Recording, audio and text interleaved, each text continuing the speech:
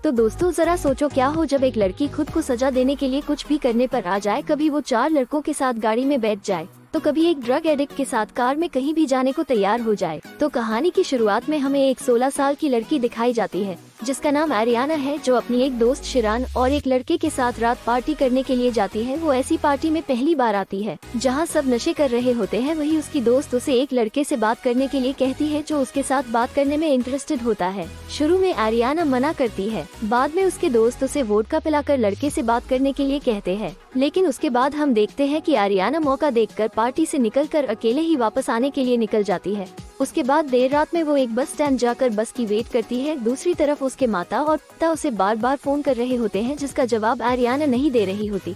बस न मिलने पर आरियाना देर रात को किसी से लिफ्ट मांग लेती है और घर आ जाती है। उसके घर में आते ही उसके पिता उस पर बहुत चिल्लाते हैं। उसके पिता एक पुलिस ऑफिसर होते हैं और उन्हें शक होने पर वो उसकी पैंट उतरवा देते हैं, ये देखने के लिए कि कहीं आरियाना किसी लड़के के साथ इंटीमेट तो नहीं होकर आई है। ये करते हुए आरियाना को भी बहुत बुरा लगता है और उसके बाद उसके पिता उसे शहर में बढ़ रहे क्राइम के बारे में समझाते हैं और कहते हैं कि देर रात उसके साथ कुछ भी हो सकता था, कुछ लोग उसके साथ जबरदस्ती भी कर सकते थे। ये समझाते टाइम उसकी माँ भी उसे कुछ नहीं बोलती।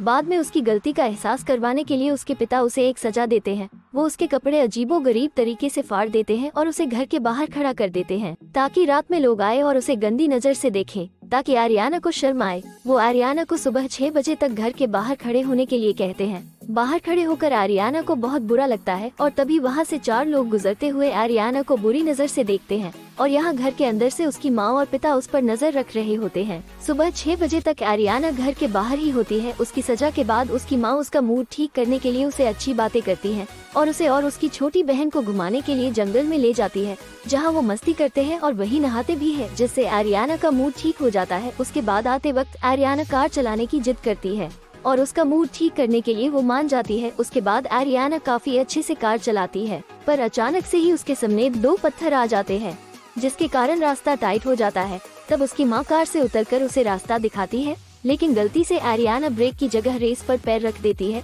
जिससे कार सीधी उसकी माँ से टकराती है और उसकी माँ के सर पर पत्थर लग जाता है। आरियाना डर जाती है और वो अपनी बहन के साथ मिलकर अपनी माँ को हॉस्पिटल ले आती है, जहाँ वो अपने पिता को भी बुला लेती है और अस्पताल में उसकी माँ कोमा में चली जाती है, जिसका कसूर वो सिर्फ और सिर्फ खुद को समझती है। वो अस्पताल में अपनी माँ को देखती है और उसे खुद पर बहुत गुस्सा आने लगता है और वो जाकर अपने पिता से इस हरकत के लिए सजा मांगती है और उसके पिता बोलते हैं कि इसमें तुम्हारा कोई कसूर नहीं है और ये हरकत के लिए उसके पिता के पास उसे देने के लिए कोई सजा नहीं है। ये सुनकर वो कहती है कि वो अपने लिए इसकी सजा ढूंढ लेगी और ये बोलते हुए वे वहाँ से चली जाती है। उसके बाद वो एक बाथरूम में जाती है जहाँ नैपकिन बॉक्स को देख उसके दिमाग में उसकी सजा लेने का ख्याल आता है, लेकिन उसे कुछ समझ नहीं आता, जिससे गुस्से में वो बॉक्स तोड़ देती है और वहाँ से चली जाती है। उसके बाद वो पहले जैसे अपनी जीन्स फाड़ लेती है और उसे वो एक छोटी सी शॉर्ट बनाती है। उसके बाद अगले ही सीन में वो एक हाईवे पे लिफ्ट लेने के लिए खड़ी हो जाती है। उसके बाद वहाँ एक कार आती है जिसमें 4 ठरकी लड़के होते हैं जो उससे लिफ्ट देते हैं और उसे अपनी बीच में बिठा लेते हैं।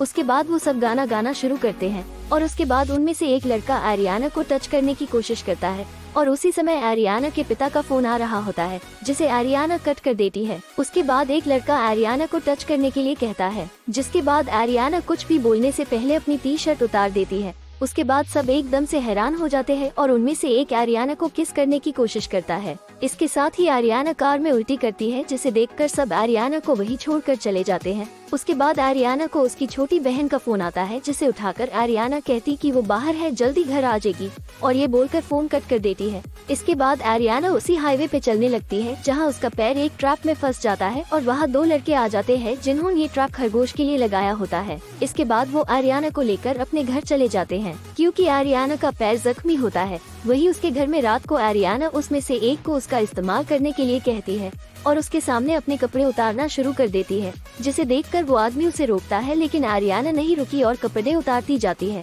उसके बाद वो आदमी गुस्से से चिल्लाता है और उसे घर से बाहर निकाल देता है और फिर वही छोड़ आता है जहाँ से उसे उठाया था। उधर दूसरी तरफ उसकी माँ अभी भी कोमा में होती है और उसके पिता को आरियाना की फिक्र होने लगती है क्योंकि एक रात से वो घर नहीं आई थी। उसके बाद अगले ही सीन में हम देखते हैं कि आरियाना फिर से हाईवे पर लिफ्ट मांगती है और इस बार एक नशेड़ी वहाँ एक कार में आ जाता है। वो उससे लिफ्ट मांगती है और वो आदमी उसे बहुत गंदी नजर से देखता है और उसके बाद उसे कार में बिठाकर कार चलानी शुरू करता है और दूसरी तरफ उसके पिता उसकी छोटी बहन के साथ उसे ढूंढने निकल जाते हैं। वो आरियाना की लास्ट लोकेशन ट्रैप करके वहाँ जाते हैं।